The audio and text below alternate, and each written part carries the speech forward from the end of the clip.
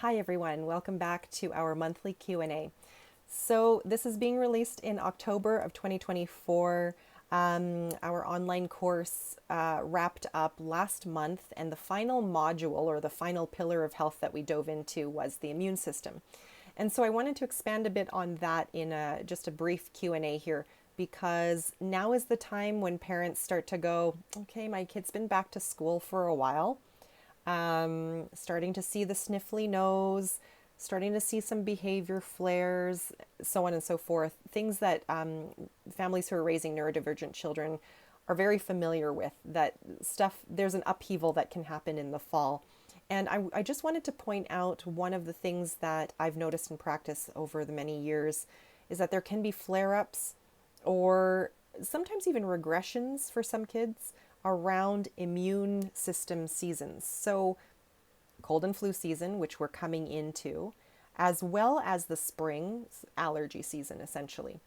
So, anytime there's an immune response in the child's system, this can flare neurological things.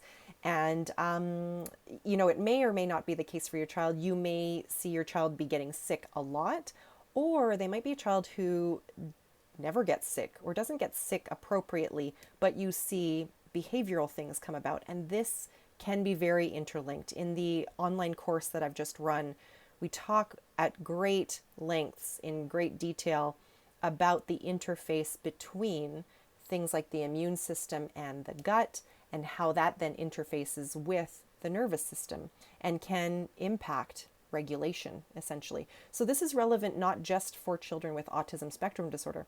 This is relevant for PANS, children.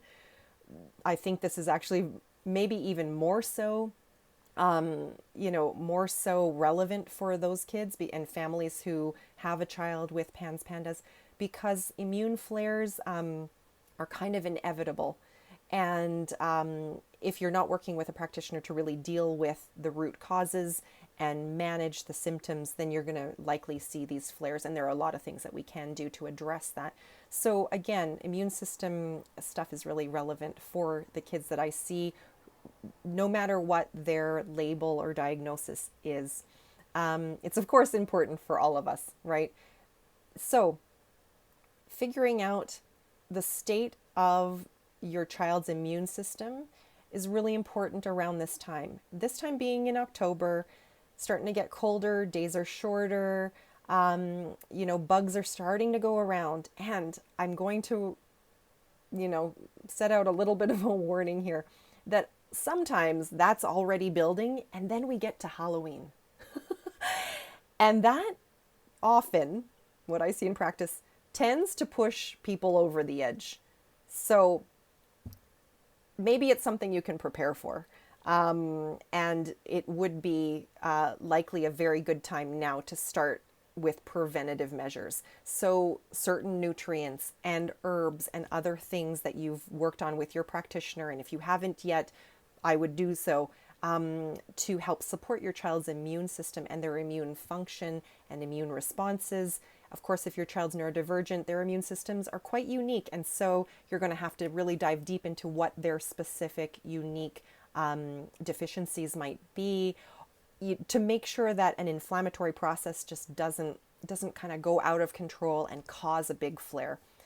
Maybe you won't be able to prevent that this time around, but I would really highly suggest working with someone who's skilled at this to build that child's immune system, work on their gut, heal the system, so that next year it doesn't happen again. But, we're coming into that time. And so it's also a perfect time to start learning about the biomedical aspects of supporting your child if you haven't already. Okay, so yeah, in terms of immune system, the very basic things like vitamin D, vitamin C, zinc, these are all very helpful, generally speaking, but don't take my advice as gospel. Make sure you're working with somebody who understands your specific case, because that might not be enough, right?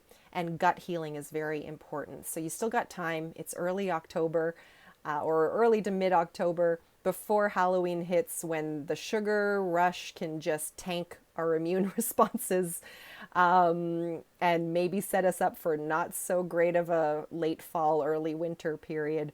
But if you can catch it, even things like blood sugar regulation, making sure your child is getting a nutrient dense diet as much as possible, lesser of the carbs and the refined sugars and carbohydrates generally does well for an immune system. So that's some general advice, but my main advice would be to get some detailed advice on your specific child and supporting their immune system to come into this season successfully and get through it successfully. Okay, we'll see you again next month for our monthly Q&A. Thanks for watching.